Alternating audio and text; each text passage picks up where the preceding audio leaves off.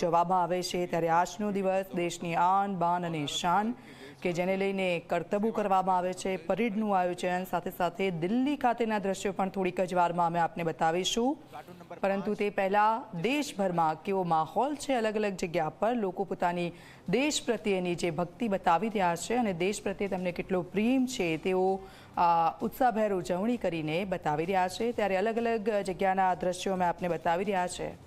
અને એક તરફ તાપીના બાજીપુરા ખાતે જે પરેડ છે તેની શરૂઆત થઈ ચૂકી છે ને ત્યારબાદ અલગ અલગ સાંસ્કૃતિક કાર્યક્રમો થશે. તો ગાંધીનગર ખાતેના દ્રશ્યો પણ અમે આપને બતાવ્યા. ગૃહ રાજ્યમંત્રી કે જેઓએ તિરંગો ફરકાવ્યો, સલામી આપી. અને આ લાલ ચોક ખાતેના દ્રશ્યો છે જમ્મુ કાશ્મીરના કે ત્યાં તિરંગો ફરકાવવામાં આવ્યો અને એક ઉત્સાહનો માહોલ આ લાલ ચોક પર જોવા મળી રહ્યો છે જમ્મુ કાશ્મીરના. તો આપ જુઓ, ભારત માતા કી જયના નારા સાથે લોકો આજના દિવસની ઉજવણી કરી રહ્યા છે અને સીધા જ આ દ્રશ્યો અમે આપને બતાવી રહ્યા છે જમ્મુ કાશ્મીરના કે જ્યાં એક ઇતિહાસ રહેલો છે, પરંતુ અત્યારે કંઈક અલગ જ માહોલ જમ્મુ કાશ્મીરમાં જોવા મળી રહ્યો છે.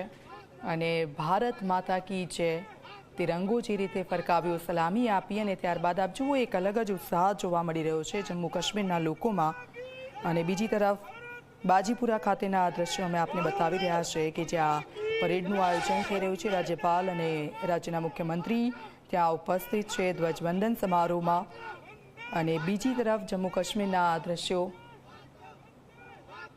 અને એક ઉત્સાહ તે લોકોમાં જોવા મળી રહ્યો છે.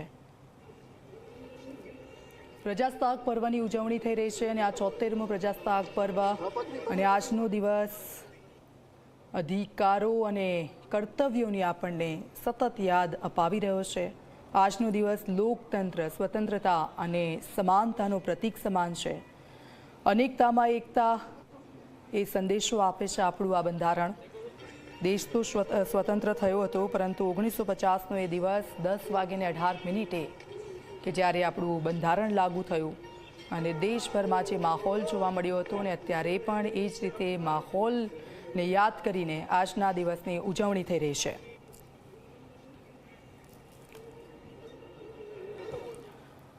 તો દેશભરમાં ઉત્સાહનો માહોલ છે ને આજના દિવસની ઉજવણી લોકો દેશભરમાં કરી રહ્યા છે ઉત્સાહભેર. ત્યારે અલગ અલગ દ્રશ્યો આપને બતાવીશું. રોકાઈશું એક બ્રેક માટે.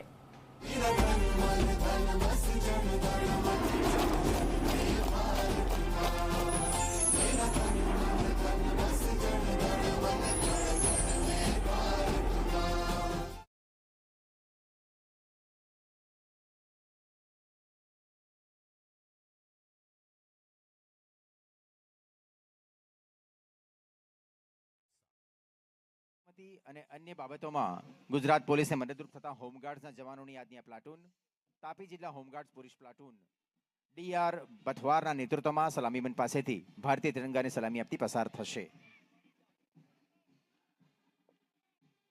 પ્લાટૂન નંબર 16 તાપી જિલ્લા ગ્રામ રક્ષક દળ પુરુષ પ્લાટૂન જેનું નેતૃત્વ કરી રહ્યા છે Shri CS Patel, police sub inspector Shri.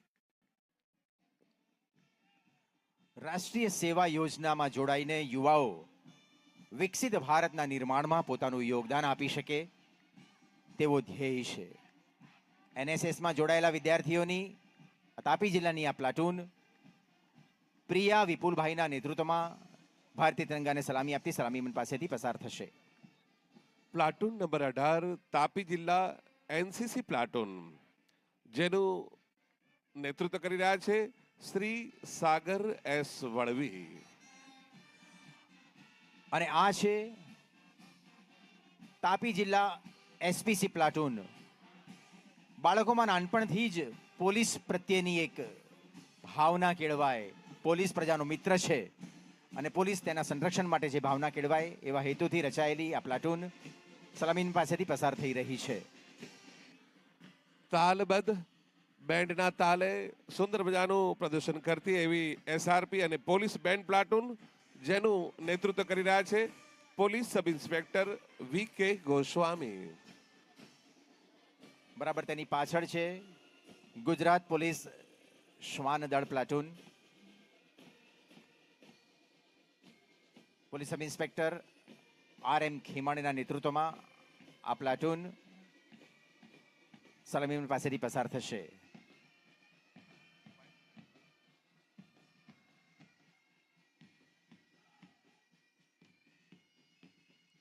સમગ્ર પરેડને કર્ણપ્રિય બનાવે છે પાઇપ બેન્ડ પ્લાટૂન.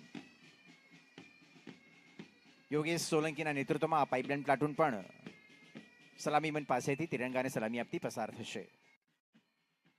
એવી જ પ્લાટૂન નંબર 22 ગુજરાત અશ્વદળ પ્લાટૂન.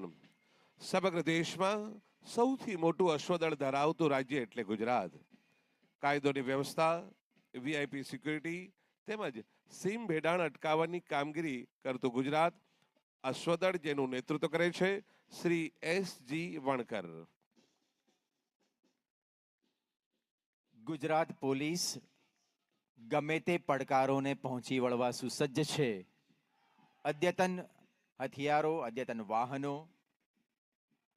અને ઉચ્ચ ટેકનોલોજી સાથે ગુજરાત પોલીસ આફતોનો તો સામનો કરે જ છે, સાથે સાથે કાયદો વ્યવસ્થાની જાળવણી અને આતંકવાદ વિરોધી ગતિવિધિઓને પણ ખાળવા સક્ષમ બની છે. એનું નિદર્શન કરતો આ ટેબ્લો ચેતક કમાન્ડોની બુલેટ પ્રૂફ લેક વાહનમાં આપણે જોઈ શકીએ છીએ. આ વાહન બંકર 7 ટાટા મોડેલ આર્મ્ડ વાહન છે. લગભગ 4000 કિલોગ્રામ જેટલું વજન ધરાવતી આ ગાડી તમામ પ્રકારના બુલેટથી રક્ષિત છે અને હેન્ડ ગ્રેનેડ તથા IEDથી પણ એની રક્ષા થઈ શકે છે. ગુજરાત પોલીસની પ્રજાની જાનમાલની સુરક્ષા માટેની સજ્જતા, ચપળતાનું નિદર્શન કરતું આ ટેબ્લો ચેતક કમાન્ડોની બુલેટ પ્રૂફ ગાડીમાં આપણે નિહાળ્યો.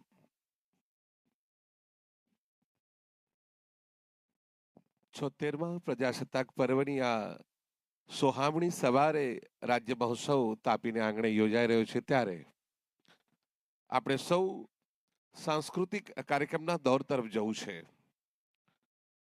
સાંસ્કૃતિક કાર્યક્રમની શૌર્યસભર શૃંખલા તરફ વધતા હું આમંત્રિત કરું છું કસ્તુરબા અધ્યાપન મંદિર બોરખડીની દીકરીઓને કે આવો દેશભક્તિ ગીત, ગરબા, રાસ, આદિવાસી નૃત્ય, લોકનૃત્ય જેવી સુંદર મજાની કૃતિઓ આપની વચ્ચે રજૂ કરશે.